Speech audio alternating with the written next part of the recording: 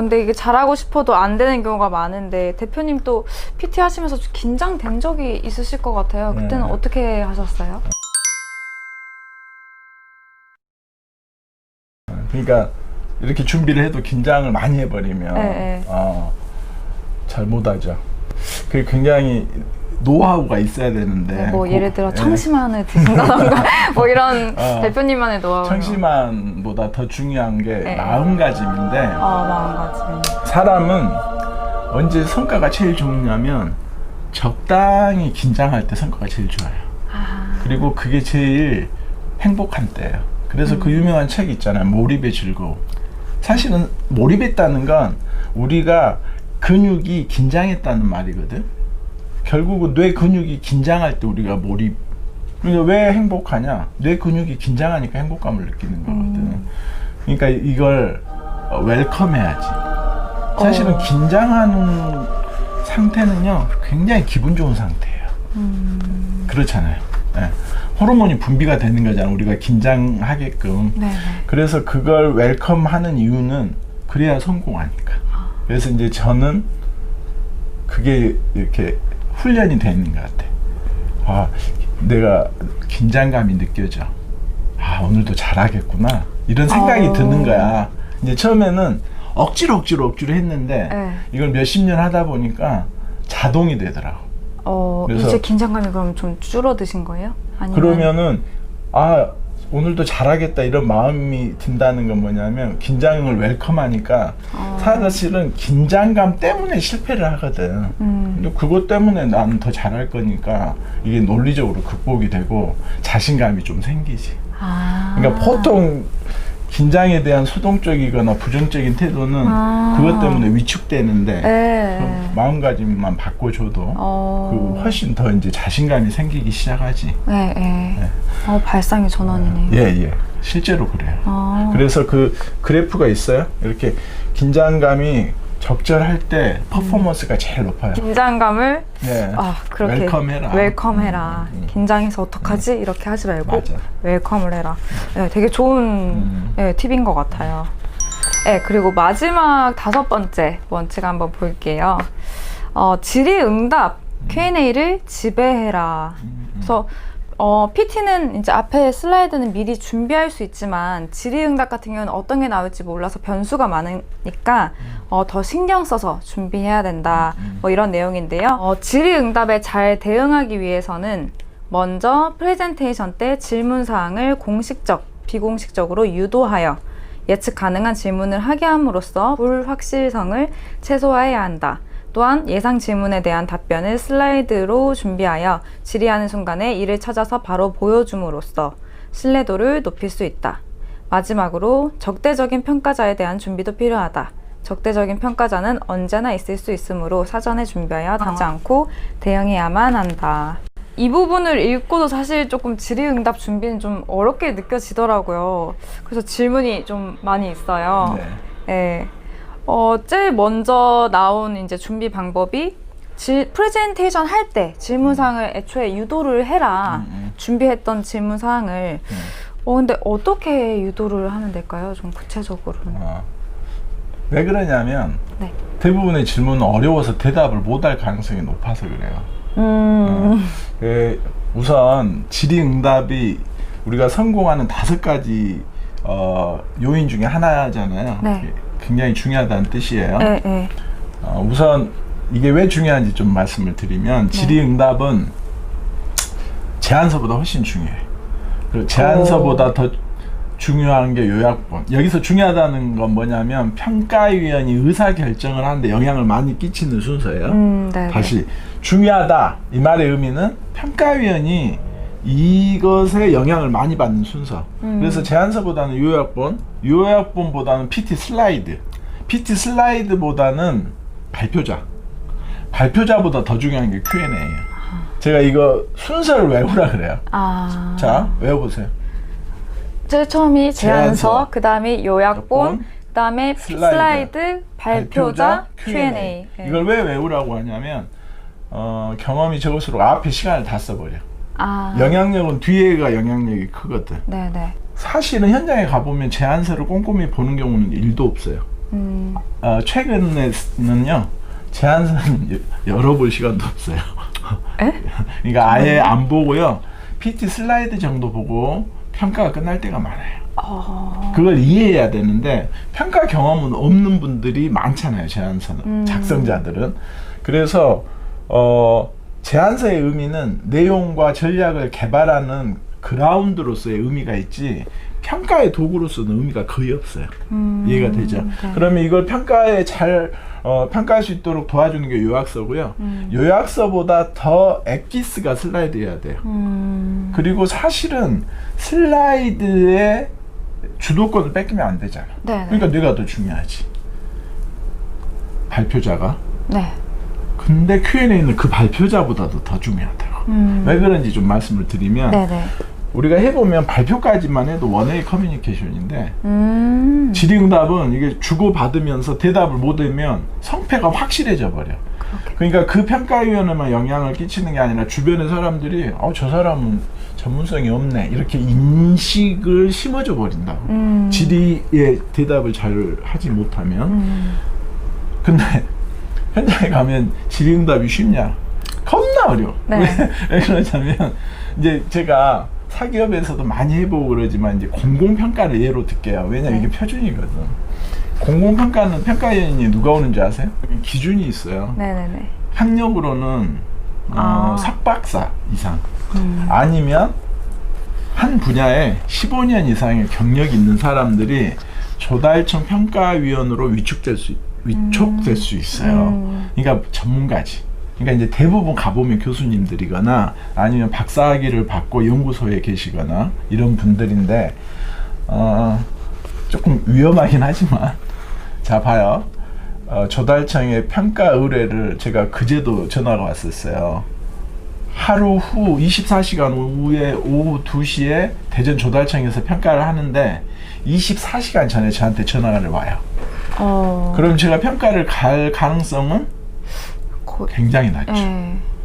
그래서 제가 코로나 전에는 10번 전화도 한 번도 못 가요. 왜냐하면 저는 항상 일정이 그 다음날 있잖아요. 그쵸. 근데 저는 업이 이거라서 뭐 개인적인 약속이면 좀 취소하면서라도 일부러 10번 전화 오면 한 번 정도는 가려고 하는데 이게 무슨 말을 조금 하는 거냐면 거기 평가위원들의 상당수는 은퇴하신 교수님이나 또 가정의 이제 주부신데 이 조건은 된 평가위원님들 이런 분들이 오시지. 이분들이 처음에는 관심이 별로 없어요. 근데 이분들 중에 상당수 분들의 특징은 이 공부에 대해서 경쟁을 하지.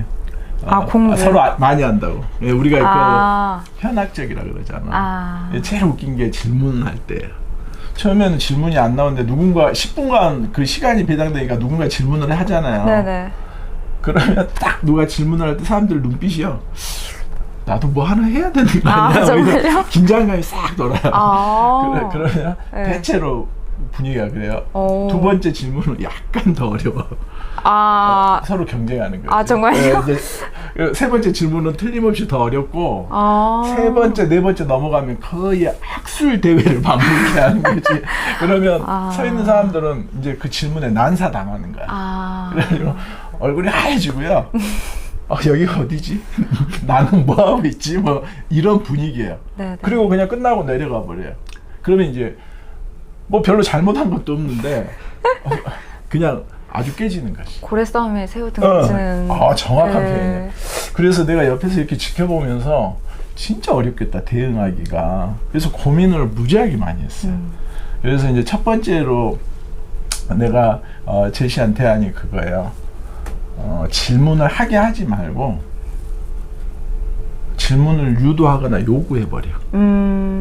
특히 흥미로운 분야거나 자신들의 전문적인 분야의 질문을 요구하면 질문을 나에게 한다고.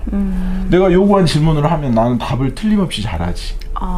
그래서 제가 사실 상습적으로 써먹은 기법은 저는 발표 평가자로도 많이 갔지만 경쟁하는 발표자로도 많이 해봤어요.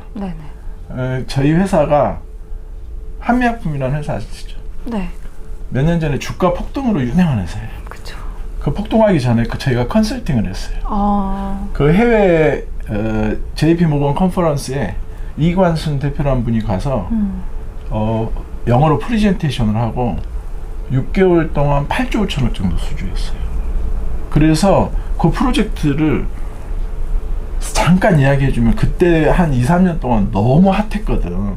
왜냐하면 한국의 그 당시까지만 해도 한국의 제약업체가 해외에 그 수출 라이센싱 아웃이라고 하는데 그런 걸 한다 이런 걸 전혀 몰랐는데 너무 규모도 크고 네. 그 매출 1년에 1조가 그 당시 안 된 회사예요. 9천억 하는 회사가 6개월 만에 계약고가 8조 5천억이니까 실제 주가가 10배 정도 폭등했어요. 그래서 그때는 그 이야기 살짝 흘리잖아요. 네. 100% 질문 나와요. 네, 제가 그거 PM을 직접 했거든. 그러면 질문 그거 하나 나오면 제가 10분 넘게 할 얘기가 많아요. 그러니까 이야기 하나 하면 끝. 수주. 수주. 뭐 이렇게 되는 거죠. 현장에 가보면 이런 식으로 유도할 수 있어요. 사실 프레젠테이션은 굉장히 쉽게 해야 되거든요. 근데 질문이 나오면 어렵게 답해도 돼요. 왜냐하면 이건 내 전문성을 뿜뿜 이렇게 보여줄 수 있는 기회거든. 근데 PT를 어렵게 해버리면 청중의 몰입도가 떨어져 버려요. 그래서 PT는 쉽게 하다가 이렇게 이 시스템 구성도는 되게 내용이 전문적인데요. 굉장히 중요하거든요. 그래서 꼭 질문 시간 이용해 주시면 제가 상세히 답해 드릴게요. 이러면 이제 그 중에 시스템 전문가가 있잖아. 질문한다고. 그러면 이제 그때 내 전문성을 자연스럽게 노출되는 거예요.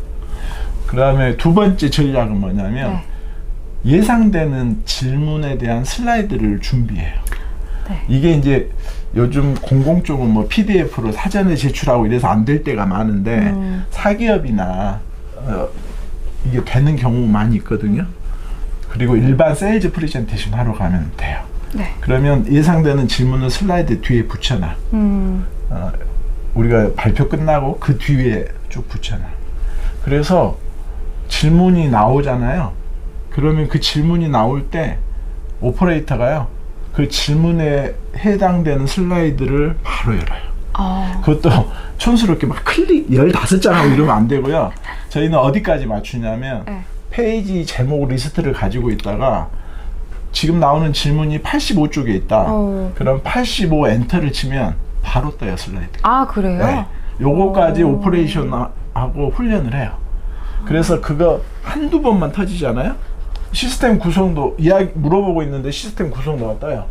그걸 이제 뭐라고 하냐면 와우 이펙트라고 해요. 분위기가 와 이렇게까지 준비를. 그래서 5개 다 그렇게 대응하면 웃기고 그럴 필요 없고 한두 개만 걸리면 굉장히 이제 신뢰감이 높아지죠. 그래서 그렇게 두 가지를 하는데 그 준비하고 뭘 준비해야 되냐, 어떤 질문을 예상하고 준비할 거냐, 우리의 약점, 그 다음에 경쟁자의 강점을 우리한테 물어볼 수 있잖아요. AS 5년 해준다는데 너희도 해줄 수 있냐 이렇게 물어보잖아요. 그 다음에 고객의 중요한 이슈라고 우리가 생각되는 거, 이 정도만 스크린을 하면 한두 개는 걸리거든요. 그래서 그렇게 준비하시면 됩니다. 그러면 질문이 보통 한 몇 개 정도를 잡아야 될까요? 준비하는 거? 준비하는 건 이래요. 지금 말했듯이 사실 그런 장면이 한두 번만 연출돼도 굉장히 효과적인데, 사실 질문을 잘 준비한다는 건 곤란한 상황, 핫시트라고 하는데 곤란한 상황에 대응하는 능력을 키우는 거라 다다익선이지. 근데 어쨌든 시간이 있는 만큼 준비하되 조금 준비해서 한두 개만 걸려도 아주 효과적이니까 어쨌든 이 제한하는 시간은 굉장히, 준비하는 시간이 제한되어 있잖아요. 할 수 있는 만큼 최선을 다해야 돼. 할 수 있는 만큼 최대한 많이. 그러니까 그게 제한 작업할 때는 굉장히 중요해요. 이렇게 포기하지 않고 그렇다고 막 너무 일정을 이상적으로 잡지 말고 제한된 시간 내에 준비할 수 있는 만큼 최선을 다하는 게 굉장히 중요해요. 네. 마지막 질문이에요. 여기 또 적대적인 평가자 이런 얘기도 나오는데 평가자가 너무 공격적이거나 있는지 모르겠지만 아니면 너무 무관심하거나 이런 경우에는 어떻게 해야 될까요? 적대적인 평가자가 있어요. 아, 그래요? 이유가 보통 뭘까요? 마음에 안 드는? 그냥? 아니, 뭐 사실은 경쟁자가 로비를 해서 뭐 미안하지만 우리는 비즈니스 현장이고 네. 워낙 치열하니까 네네. 그런 상황들도 왕왕 있어요. 예를 들면 경쟁자에게 매수된 평가자가 자기 역할을 할 때도 있죠. 그건 따로 다루고요. 네. 더 많은 경우는 이런 경우예요. 제가 현장에서 보니까 적대적 평가자가 이유 없이 적대적이진 않죠. 왜 적대적일까요? 뭐 이제 프레젠테이션을 봤는데 내용이 뭔가 뭐 말이 안 된다라고 맞아요. 생각하는 내용이라고. 아, 맞아요. 그래요? 맞아요. 오, 맞췄네요. 그러니까 네. 이게 적대적 평가자가 원래 있는 게 아니라 네. 평가자들 심리 상태가 이렇다는 거예요. 처음에는 너그럽게 왔는데 듣다 보면 너무 말이 안 된다거나 수준이 너무 낮다거나 이러면 약간 불쾌해지는 거죠. 예, 저도 이런 경험이 있어요. 저도 스스로 적대적이 된 경험이 있어요. 언제냐면 어떤 발표를 하는데 대학교 졸업하고 1년이 안 된 신입사원이야. 발표를 하는데 내용도 이해를 잘 못해. 그래서 평가위원들이 질문을 몇 개 했더니 전혀 대응을 못 하더니 뒤에 팀장이라는 사람이 앉아있더라고. 배석을 했더라고. 근데 이 팀장이 뭐라고 하냐면 저 발표자가 이야기한 내용 우리 회사 입장이 아닙니다 이러더라고. 그래서 평가자들이 어이가 없는 거지. 그렇죠. 대표에서 그러면 발표하는 본인이 건데. 발표를 하던가 아니면은 발표자의 의견을 존중을 해주던가. 그러니까 이제 발표자가 의견을 말한 것을 본인 회사의 입장, 그것도 굉장히 대기업이었어요. 그래서 제가 굉장히 불쾌하더라고. 그러니까 그런 상황이 된 거죠. 다른 평가자들도 굉장히 불쾌해하시더라고. 그런 상황들이 많아요. 너무 제안을 성의 없이 한다든가 수준이 너무 낮다든가 그러면 평가위원들이 까탈스러워지는 거죠. 원래 적대적인 경우, 아까 그런 로비가 뭐 이런 상황이 아닌 경우, 그런 경우에. 그 다음에 두 번째로 무관심한 경우는 왜 무관심하겠어요? 관심이 없는 이유는 뭐냐면 네. 제일 많은 경우 못 알아들으니까. 모르잖아. 내가 모르는 이야기를 하면 졸리고 관심이 안 가지. 언제 그러니까 못 알아듣냐면 지식이나 정보를 막 쏟아 부으면 내가 못 알아듣잖아요. 네. 그건 학력을 떠나서 우리가 순간적으로 많은 정보들이 이렇게 딱 인풋이 되면 우리가 못 따라가잖아. 맞아요. 누구라도 그래요. 그래서 이제 그럴 때는 뭘 해야 되냐면 이제 우리 나중에 다루겠지만 감성을 다루어야 되고 그 감성을 다루는 걸 뭐라고 하냐면 스토리텔링이라고 하고 스토리텔링을 한다는 건 뭐냐면 지식이나 정보를 쏟아붓지 말고 내가 하고 싶은 말, 이게 뭐냐면 메시지예요. 메시지를 전해야 돼. 메시지를 전해야 돼. 나는 이렇게 전문가입니다. 가 메시지고요. 우리 김 누구는 40 몇 세로서 의대 학교 박사 과정을 졸업했습니다. 이건 정보예요.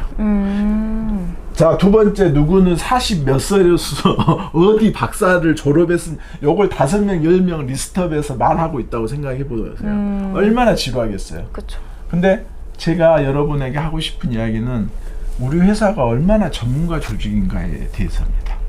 이렇게 말하면 저 사람이 지금 전문가 조직을 이야기를 하려고 하는구나 이렇게 되는 거죠. 네네네. 이게 스토리예요. 그래서 쉽게 해야 되고 자꾸 스토리텔링을 해야 되고 그래서 사람들이 듣고 싶게 해야 지금 이런 태도를 극복할 수 있어요. 네. 굉장히 좋은 질문인 게 현장에 가면 대부분 무관심하고 대부분 비판적이 되고 그렇거든. 그래서 좋은 질문입니다. 네, 오늘은 제안 프레젠테이션을 하려면은 기본적으로 지켜줘야 될 5가지, 빠져서는 안 될 5가지를 알아봤습니다. 네, 감사합니다.